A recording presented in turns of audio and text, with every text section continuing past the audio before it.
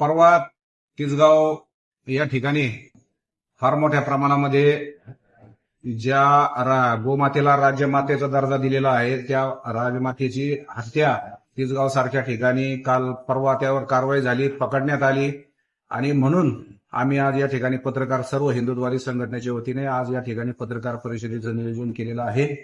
आम्ही त्या माध्यमाने गेल्या 6 महिन्यापूर्वी सर्व हिंदुत्ववादी संघटनेने जिल्हाधिकारी कार्यालय या ठिकाणी उपोषण केलं होतं आणि त्याही वेळेस प्रशासन म्हणत होतं अशा कुठल्याही प्रकारचे कत्तलखाने चालूच नाही येतं, सुरूच नाही येतं आणि म्हणून अधिकृतपणे काल त्या परवा त्या ठिकाणी सर्व एलसीबीची टीम त्या ठिकाणी जाऊन त्यांनी त्या ठिकाणी धाड टाकली। आमचे हिंदुत्ववादी कार्यकर्ते गोरक्षक त्या ठिकाणी होते आणि जवळजवळ 6 गोमातेची कत्तल त्या ठिकाणी कापलेल्या अवस्थेत सापडल्या।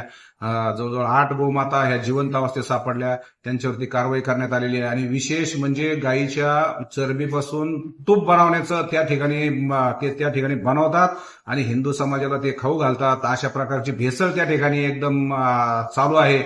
त्या तुपाच्या 2 बादल्याही आम्ही या ठिकाणी पकडलेल्या आहेत आणि अशा प्रकारचं तिसगावमध्ये फार मोठ्या प्रमाणावर गोमातेची कत्तल होते। मी आपल्या माध्यमातून प्रशासनाला इशारा देईन की नगरच्या कत्तलखान्यावर दुसऱ्या दिवशीच बुलडोजर चालवले गेले, पण तिसगावचे कत्तलखान्यावर बुलडोजर चालवण्यासाठी प्रशासन कुणाची वाट पाहत आहे आणि म्हणून मी आपल्या माध्यमातून प्रशासनाला विनंती करेन की 15 दिवसामध्ये जर तुम्ही तिसगावचा कत्तलखाने बुलडोजर चालवले नाही तर आम्ही सर्व महाराष्ट्र राज्यातील सर्व हिंदुत्ववादी संघटनेच्या वतीने बुलडोजर घेऊन तिसगावमधील सर्व कत्तलखाने, अनधिकृत गोवंशाचे कत्तलखाने आम्ही बुलडोजरने पाडून टाकू।